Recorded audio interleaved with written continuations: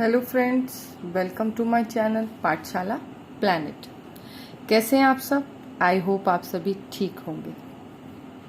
UP TGT home science गृह विज्ञान, ये गृह विज्ञान के शॉर्ट नोट्स हैं जो आपके UP TGT home science subject में हेल्प करेंगे। जो यूपी टीजीटी का एग्जाम आता है उससे रिलेटेड ये शॉर्ट नोट्स हैं। तो उसका लेसन 8 हम स्टार्ट करते हैं। आइए क्वेश्चन नंबर 1। पेट में छाले अल्सर होने पर इनका सेवन कम करना चाहिए। We should consume less of these suffering from peptic ulcer. मिर्च, मसाले, रेशेदार भोजन। आइए हम और समझते हैं। अल्सर का अर्थ है घाव हो जाना। पेप्टिक अल्सर में आमाशय तथा पक्वाशय में श्लेष्मिक झिल्लियों में घाव हो जाते हैं। इसके कारण कई छोटे छोटे छिद्र हो जाते हैं, अतः आमाशय की दीवार की श्लेष्मिक झिल्लियां भी गलकर धीरे धीरे नष्ट हो जाती हैं। इसलिए पेट में छाले होने पर मिर्च, मसाले और रेशेदार भोजन का कम सेवन करना चाहिए। ठीक है, आपको ये समझ में आया कि पेट में छाले होने पर इनका सेवन कम करना चाहिए। मिर्च मसालों का, रेशेदार भोजन का कम करना चाहिए। क्यों कम करना चाहिए? क्योंकि इनकी श्लेष्मिक झिल्लियां गलकर धीरे धीरे नष्ट हो जाती हैं। Next question. वृद्धि का अर्थ। ग्रोथ refers to, आंसर है गुणात्मक बदलाव यानी क्वालिटेटिव चेंज। वृद्धि का अर्थ है बढ़ना अर्थात गुणात्मक बदलाव। वृद्धि और विकास दो अलग अलग प्रत्यय हैं जो संसार के सभी सजीव प्राणियों में होते हैं, चाहे वे सूक्ष्म हो, एक कोशिकीय जीव हो या बहुकोशिकीय जीव। अथवा वृद्धि शारीरिक रचना और शारीरिक परिवर्तनों की ओर संकेत करती है। किसी भी प्राणी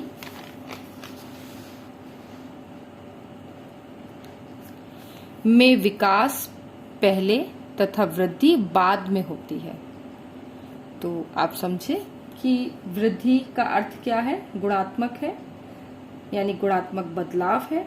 वृद्धि का अर्थ बढ़ना तथा गुणात्मक बदलाव। वृद्धि और विकास दो अलग अलग प्रत्यय हैं जो संसार के सभी प्राणियों में होते हैं, चाहे वो सूक्ष्म हो, कोशिकीय हो या बहुकोशिकीय।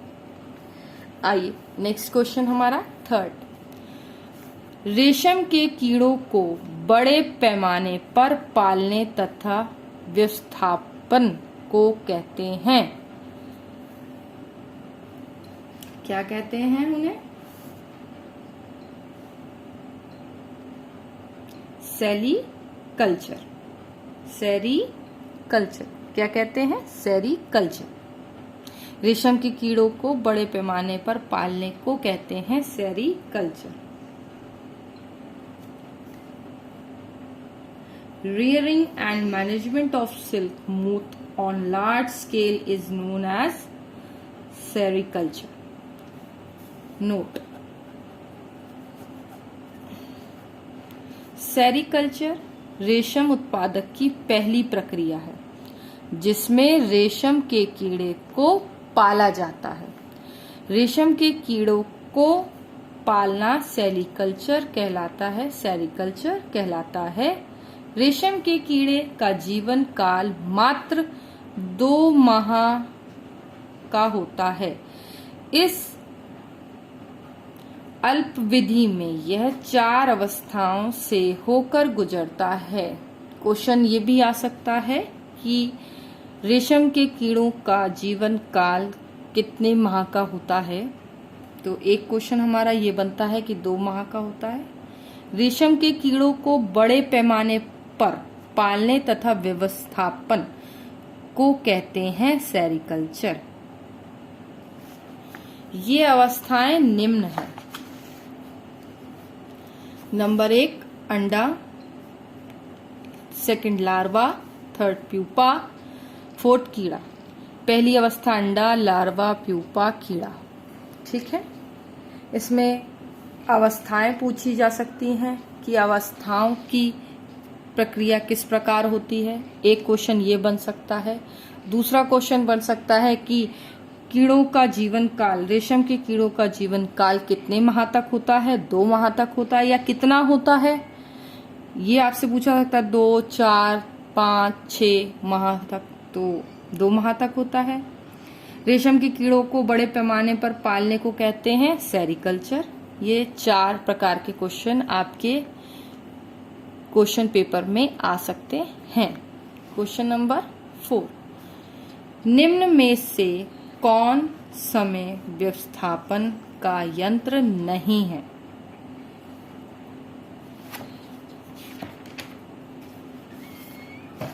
आंसर है थकान। ये भी आ सकता है कि विश्राम काल, कार्यकाल, पीक लोड, थकान। तो सही जवाब हमारा होगा थकान। आइए हम जानते हैं। समय मानव जीवन की अमूल्य निधि है। समय व्यवस्थापन का मूल लक्ष्य है कि कार्य समय से अधिक कमी की जाए, किंतु लक्ष्य की प्राप्ति के समय पर अवश्य ध्यान रखना चाहिए। यानी हम किसी भी काम को कर रहे हैं तो उसमें थकान अगर हो जाए तो उस काम के लक्ष्य तक नहीं पहुंच जाएगा। ध्यान रखना चाहिए कि कार्य की गुणवत्ता प्रभावित ना हो। नेक्स्ट क्वेश्चन, रक्त नलिकाएं जो हृदय को रक्त लाती हैं। इस क्वेश्चन पर ध्यान दीजिएगा, ये मोस्ट इम्पॉर्टेंट क्वेश्चन है। ये बड़ा घुमावदार क्वेश्चन है कि रक्त नलिकाएं जो हृदय को रक्त लाती हैं, यानी रक्त उन तक लाती हैं।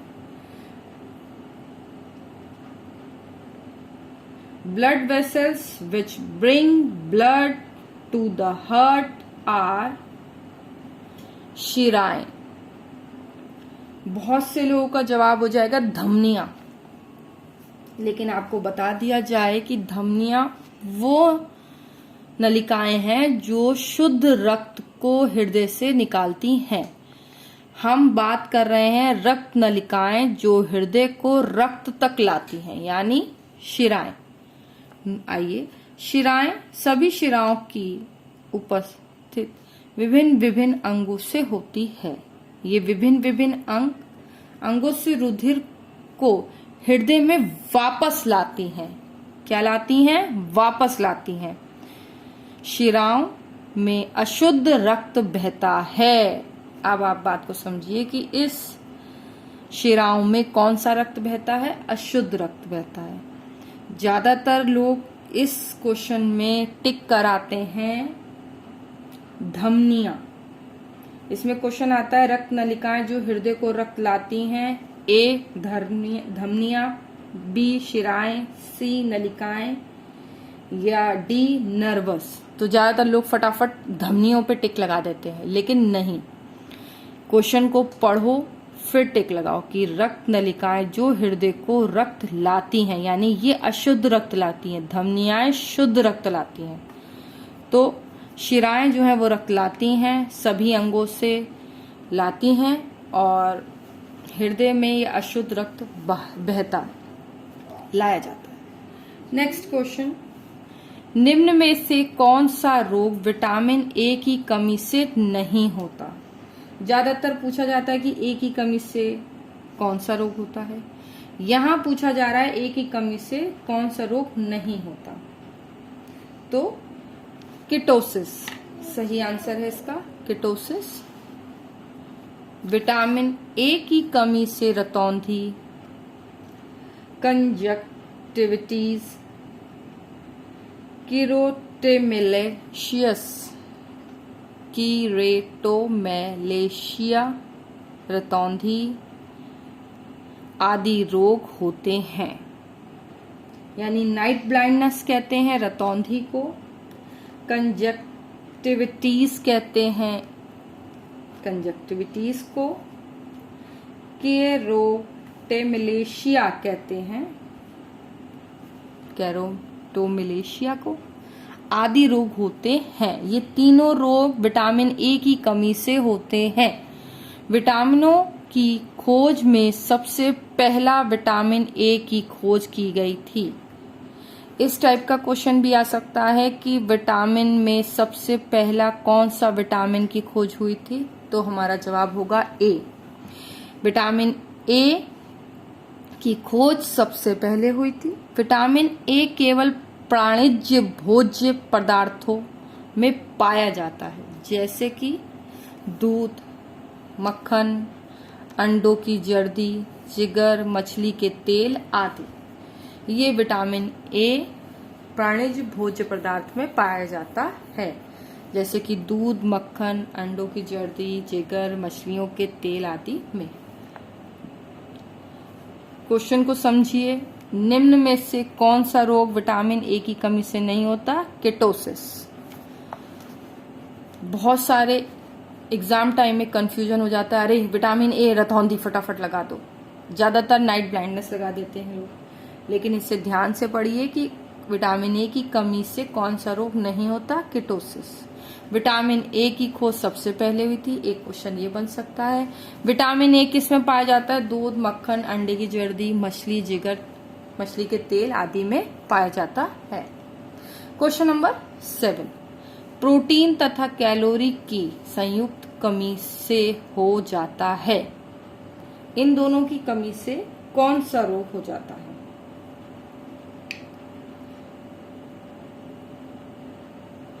Protein calorie deficiency in the diet is the causes of marasmus। सही जवाब है हमारा marasmus। marasmus प्रोटीन ऊर्जा के कुपोषण का एक घातक रोग है जो प्रोटीन और कैलोरी की अधिक कमी से उत्पन्न होता है। इन पोषक तत्वों की कमी के कारण शरीर में ऊर्जा की अत्यधिक कमी हो जाती है, जिससे शरीर की महत्वपूर्ण क्रियाएं रुक जाती हैं और मैरस्मस वयस्क और बच्चों दोनों में हो सकता है, लेकिन ज्यादातर ये बच्चों में पाया जाता है। ये 6 माह से 2 साल 3 साल इस क्राइटेरिया के बच्चों में ज्यादा पाया जाता है। इसमें प्रोटीन और कैलोरी की ज्यादा कमी हो जाने पर, पोषक तत्वों की कमी हो जाने पर, शरीर में ऊर्जा की अत्यधिक कमी हो जाने पर शरीर की महत्वपूर्ण क्रियाएं रुक जाती हैं। ठीक है। क्वेश्चन नंबर 8, प्रोटीन एक कार्बनिक यौगिक है जो बना होता है। Protein is an organic compound made up of amino acid यानी अमीनो अम्ल। प्रोटीन एक नाइट्रोजन युक्त जटिल कार्बन यौगिक है। क्वेश्चन ये आ सकता है कि प्रोटीन कौन सा यौगिक है? प्रोटीन कार्बनिक यौगिक है और यौगिक है जो बना है, किससे बना है? अमीनो एसिड यानी अमीनो अम्ल से, जो 20 अमीनो अम्ल से मिलकर बने होते हैं। कार्बनिक यौगिक है जो 20 यानी 20 अमीनो अम्ल से मिलकर बने होते हैं। प्रोटीन का हमारे आहार में महत्वपूर्ण यानी मुख्य स्थान है शरीर की वृद्धि एवं विकास के लिए। प्रोटीन का काम क्या है? हमारे शरीर में वृद्धि और विकास के लिए प्रोटीन नितांत जरूरी है, यानी मोस्ट इम्पॉर्टेंट है, बहुत जरूरी है, बहुत महत्वपूर्ण भूमिका है, बहुत महत्वपूर्ण स्थान रखता है प्रोटीन हमारी बॉडी में। शरीर में विभिन्न क्रियाएं क्रियाकलापों के दौरान विभिन्न कोशिकाओं एवं तंतुओं को निरंतर टूट फूट होती रहती है। रक्त, बाल, मांसपेशियां, यकृत, अस्थि के तंतु, त्वचा आदि के निर्माण के लिए प्रोटीन आवश्यक है। प्रोटीन हमारे रक्त, बाल, मांसपेशी, यकृत आदि के लिए बहुत इम्पोर्टेंट है, सबसे महत्वपूर्ण स्थान रखता है, बहुत जरूरी है प्रोटीन हमारे बॉडी के लिए। नेक्स्ट क्वेश्चन, निम्न में से कौन सा समान रूप से भोज्य पदार्थ में मिलावट के लिए मिलाया जाता है?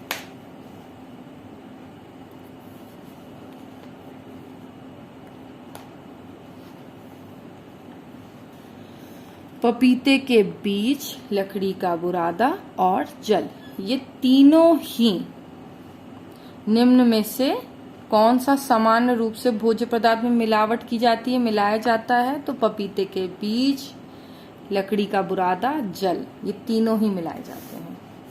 तो भोज्य पदार्थ के स्वाद एवं पौष्टिक मूल्य भोजन की गुणवत्ता पर निर्भर करता है। भोजन में मिलावट, भोजन में ना खाने योग्य पदार्थ तथा निम्न श्रेणी के भोज्य पदार्थ को मिलाना जिससे कि विक्रेता को आर्थिक लाभ हो, परंतु उपभोगकर्ता को आर्थिक नुकसान के साथ साथ स्वास्थ्य पर भी हानिकारक प्रभाव पड़े, भोजन में मिलावट कहलाता है। भोजन में आज के टाइम में तो बहुत से मिलावट चल रही है, बहुत सी मिलावट होती है, तो जहां जिसको विश्वास हो वो वहां से भोज्य पदार्थ खरीदें, क्योंकि आर्थिक नुकसान के साथ साथ स्वास्थ्य की भी हानि होती है, स्वास्थ्य पर भी इसका प्रभाव पड़ता है। क्वेश्चन नंबर 10, आवश्यक वसीय अम्ल निम्न विटामिनों के अवशोषण में सहायक हैं। कौन कौन से विटामिन सहायक हैं? ए, बी, सी, डी, के, ई, ये सभी सहायक हैं। Essential fatty acids are help in absorption of vitamins. ये सभी सहायक हैं एब्जॉर्प्शन के लिए। आवश्यक वसीय अम्ल निम्नलिखित विटामिनों के अवशोषण में सहायक हैं। ए, बी, सी, डी, के, ई। एसेंशियल फैटी एसिड्स हैं, ये हेल्प करते हैं एब्जॉर्प्शन ऑफ विटामिन्स। आवश्यक वसीय अम्ल निम्न विटामिनों के अवशोषण में सहायक होते हैं। तो सही जवाब होगा हमारा ए, बी। ऐसे आ जाए बी, सी, डी आ जाए या के, ई, डी आ जाए तो हमें लगाना है ये सभी पे कि ये सभी आवश्यक तत्व होते हैं। तो आज का वीडियो हमारा यहीं तक है। अगर आपको मेरा वीडियो पसंद आया हो तो उसे लाइक करें, सब्सक्राइब करें और मेरे शॉर्ट नोट्स वीडियो आपकी हेल्प कर रहे हों तो आप आगे भी शेयर करें अपने फ्रेंड्स को कि वो इस वीडियो से तैयारी करने में उन्हें थोड़ी आसानी हो। तो मिलते हैं हम नेक्स्ट लेसन में, नेक्स्ट वीडियो में। Okay, bye bye.